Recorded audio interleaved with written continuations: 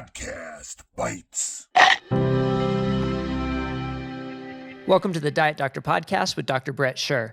Today it's my pleasure to welcome Robb Wolf as my guest. Now, Robb is one of these amazing people who has expertise in so many different areas. When the Affordable Care Act came out, when they started trying to consolidate stuff, it made what we were trying to do 10 times harder. Yeah. It made it much more onerous. And I know a lot of folks are fans of kind of socialized medicine.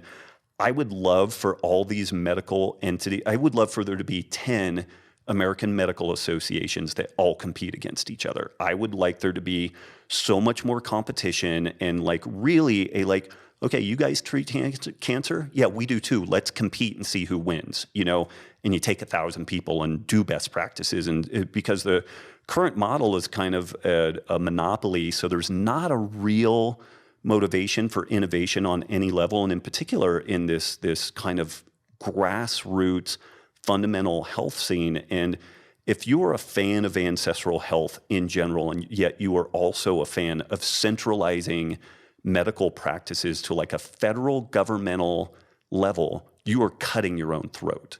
Like you should be advocating for health savings accounts and for more of your medical provisions to be provided at the local level and not at like a federal government level, because that's where real innovation happens when we've got lots of different reaction vessels going. And I know I'm kind of getting off on a little of a political rant, but Bill Clinton, when he enacted a welfare reform, he kicked it back to the states. He provided some parameters and he's like, you guys have 5 to 8 years to figure out what you're going to do. Go. And some of them were disasters. Some of them were great. The things that worked well got pulled up to a more federal level and then disseminated at a broader level. So we had 50 different reaction vessels in that case versus when we enacted the Affordable Care Act, it was one. It was one. And there's things like the Singapore healthcare model where they use HSAs both for people who are wealthy and not wealthy. A health savings account is where you put money in it. It's your money. So poor people in Singapore, when they receive that financial disbursement, that is their money. But then when they go to their doctor, every procedure is listed, what the price is, what the outcomes, what the ratings are.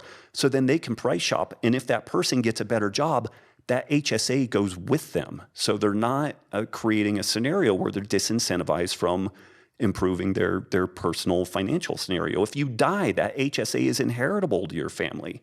So, and I'm not saying that is it or the thing that we should do, but by God, we should have a couple of states kick the tires on some stuff like that. And we should do some other things where we can decentralize this process. And then it would also provide an opportunity if we had 50 different states, or even if we went to a large municipality level, is the possibility that you or me or someone we know in the keto ancestral health scene greater that we might have the ear of somebody that's in a critical position that we could get some movement in a city like Reno or like Chicago or something like that.